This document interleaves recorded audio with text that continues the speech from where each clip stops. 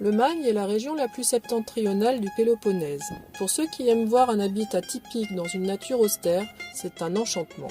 Rocailles, montagnes pelées, murets de pierres sèches, villages parfois abandonnés, tout est beau et empreint d'une certaine grandeur.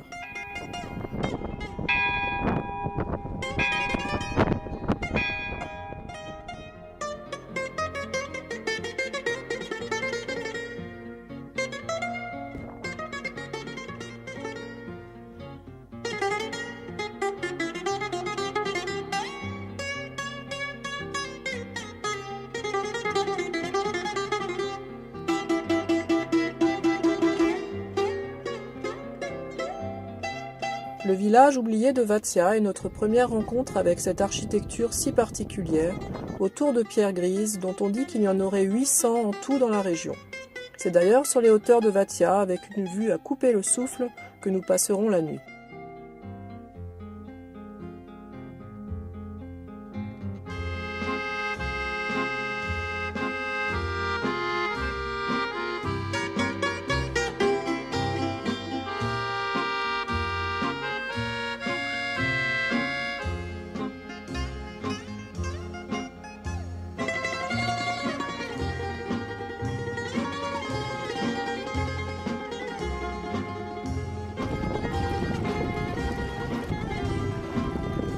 Les Magnottes descendent des Laconiens qui fuirent l'invasion slave. Ils ont toujours montré un grand esprit d'indépendance.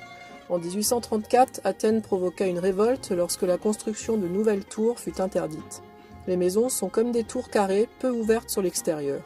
Dans les villages, les rues sont resserrées entre les tours.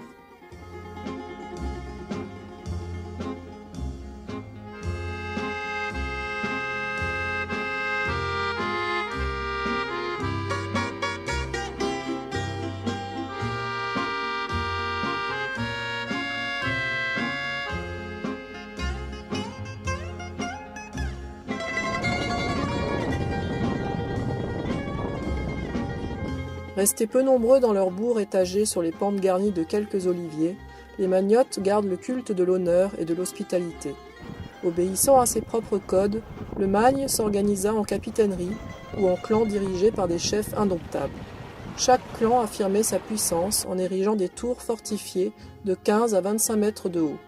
Carrées ou rectangulaires, percées de rares fenêtres, ces bâtisses comportaient 3 ou 4 étages, d'une seule pièce en général, reliés entre eux par une simple échelle. En cas de surprise, il suffisait de la retirer après s'être réfugié à l'étage supérieur et de tirer à vue sur tous les intrus.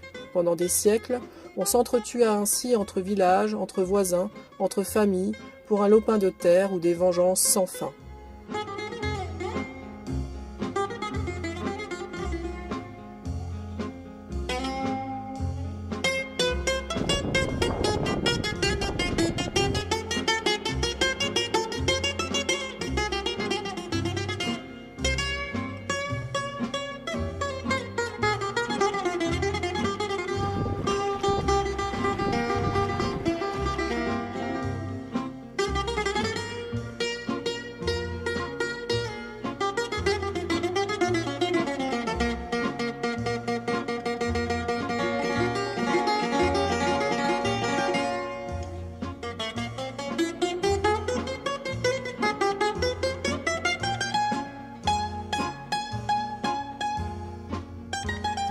Aujourd'hui, le Magne a su garder une atmosphère authentique et mérite vraiment le détour.